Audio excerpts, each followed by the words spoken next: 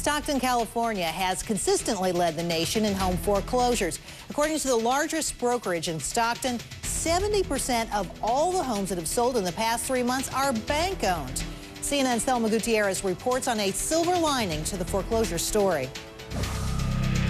3 months ago, we traveled to Stockton, California, because many families are seizing the opportunity to buy bigger and better homes. A house like this was always out of our reach.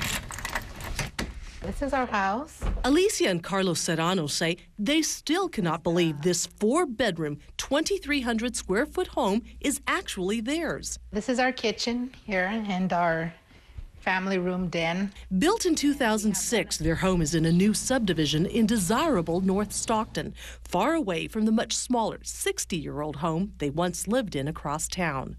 Start unpacking. I do my stuff, you do your stuff. They moved into their dream home just a week ago. The original selling price, about $500,000. But after it went into foreclosure, the Serranos bought it for $257,000, nearly half of what it was once worth. We wouldn't have been able to buy a home if the value would not have gone down so much. You would never have been able to afford this house? I don't think so. Alicia says there's a downside to it. She's keenly aware her fortune is someone else's heartache. She often thinks about the family who lived in this house and the child whose drawings are all over her walls. Even my son's room, it was Spider-Man wallpaper, and you think, this kid must have loved his room. Everyone who's moved into a home that it has been foreclosed on, they're ecstatic, you know, the dream come true, brand new home at affordable prices. Whereas everyone who left, where are they now? You know, you can't help but think about those things. Ironically, the Serranos have rented out their old home to a family who went into foreclosure. As for this house, they plan to grow old here over the next 30 years with a low fixed rate that's affordable for them. Many of the bank-owned properties that were once vacant in the Serranos neighborhood are now marked sold. Some are first-time buyers and families who are moving up. Others are investors who are jumping on the discounted homes.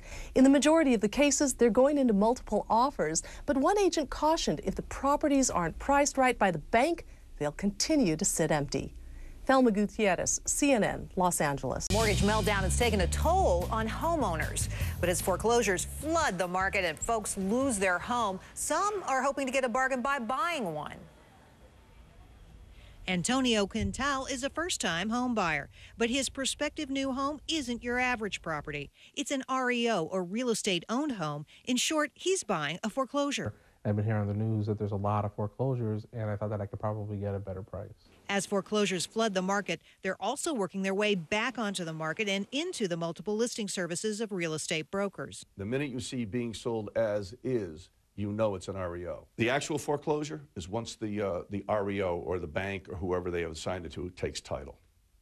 Then it goes into the multiple listing service. And that's where Antonio found this home, on the internet. The house is a colonial, has a one-car garage. It's about 1,500 square feet. It has a partially finished basement, 2.5 bathrooms, 3 bedrooms. The price tag, $240,000. So, did he get a bargain? I do think that I purchased the house for maybe $15,000, $20,000 less than I would have purchased it if it was not a foreclosure. While foreclosures may come at a discount, they often come in need of TLC. I also had him include for pretty much an entire ceiling replacement. Yeah. The house has been vacant since, I believe it was 2006. There was a log in the front on the front door that since 2006. It's because no one was living there, they had to winterize the house so pipes wouldn't burst. Now they've had to de-winterize the house for the inspection. There are REO companies that are very efficient at doing these, and you get quick responses, and it's a pretty much seamless transaction.